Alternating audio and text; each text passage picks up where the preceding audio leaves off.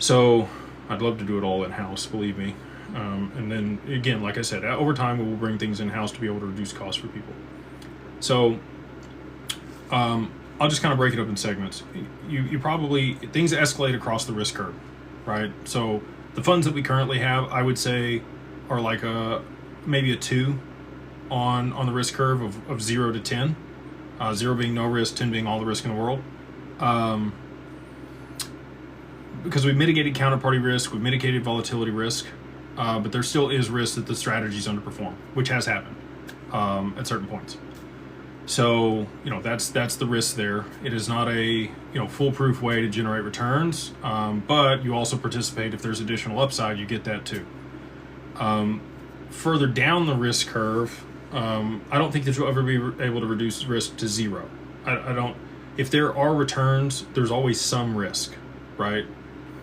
Even annuities, mutual funds, structured products that have some type of monthly return, real estate, all of that has risk. It's on the lower end of the risk curve, but there are still some risks. So I would lump those type of things in on the lower end of the risk curve: bonds, treasuries, those types of things where it's very unlikely that the counterparty would default.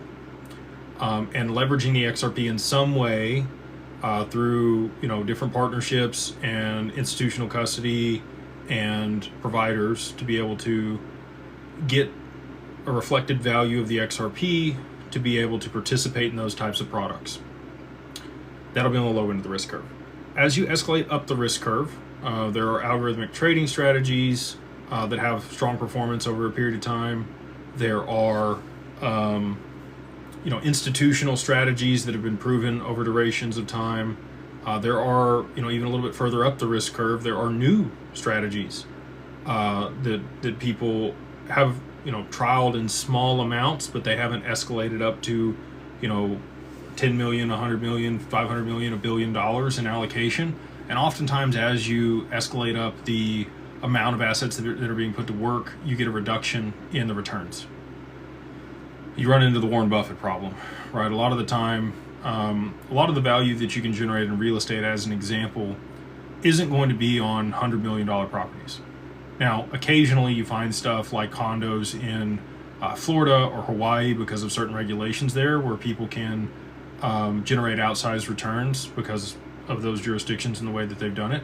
But for the large majority of high-end real estate or primary real estate, you're just going to get the cash flow off of it. It's not going to have a huge IRR. Now, if you go downstream to things that are 5